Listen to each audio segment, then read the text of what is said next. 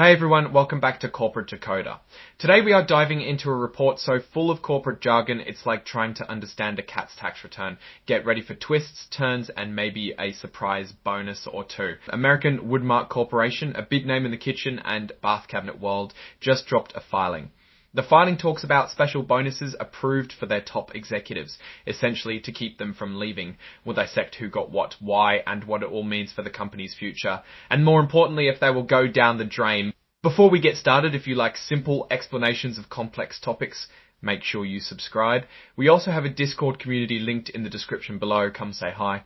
Alright, let's get started with the main event, executive compensation. The report focuses on something important, retention awards.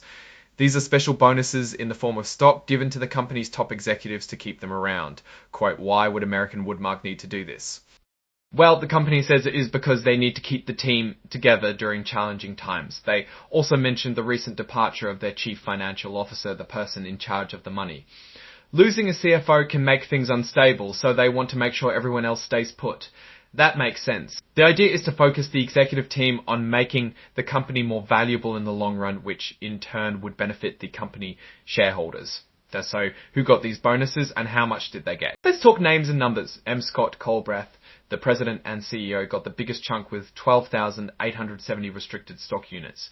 Next, Robert J. Adams, the senior vice president for manufacturing and supply chain, received 6,690 units. Dwayne L. Medlin, senior VP for remodel sales, got 5,400 units, and William L. Wasak, the chief information officer, got 5,301 units. Supply chain from Plaidvoniarm, Mandwen, senior VP for remodel sales, got 5,400 units, and William L. Wozak, the chief information officer, got 5,300 units, and William L. Wozak, the chief information officer, got 5,300 units, and William L. Wozak, the chief information officer, got 5,400 units, and William L. Wozak, the chief information officer, got 5,300 units.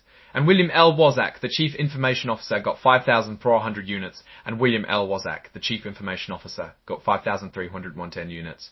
These aren't just random numbers. The amount of stock each executive got was based on 75% of their annual salary. So the higher your salary, the bigger your bonus. It's a pretty standard way to do things in the corporate world. What does it mean to get restricted stock units or RSUs? These units are basically promises of shares in the company. The catch, you can't sell them right away. These RSUs cliff vest after 1 year. That means if the executive leaves the company before a year has passed, they don't get any of the stock. But if they stay for a whole year, then they get all of the stocks. This is what keeps the executives from leaving the company. If you want to read the fine print, the exact details of these awards are laid out in the grant letter filed as Exhibit 10-1. So why are these retention awards important? Executive departures can cause big problems for a company. Investors might get nervous, projects could get delayed, and the company's overall direction can become uncertain. By giving these bonuses, American Woodmark is trying to avoid these problems and reassure everyone that the company is in good hands. Finally, the report is signed by M. Scott Colbrath, the president and CEO, confirming that everything in the report is accurate. Now let's step back and look at the bigger picture. American Woodmark is in a competitive industry. Keeping top talent is key to staying ahead. These retention bonuses are a way to do that and signal to the market that the company is serious about its future. However, it's also worth asking whether these bonuses are the best way to use company money. Could that money have been used for investments in new technology or more salaries for employees? These are questions that shareholders might ask. Overall, this report tells a small piece of a larger story about American Woodmark's strategy and priorities.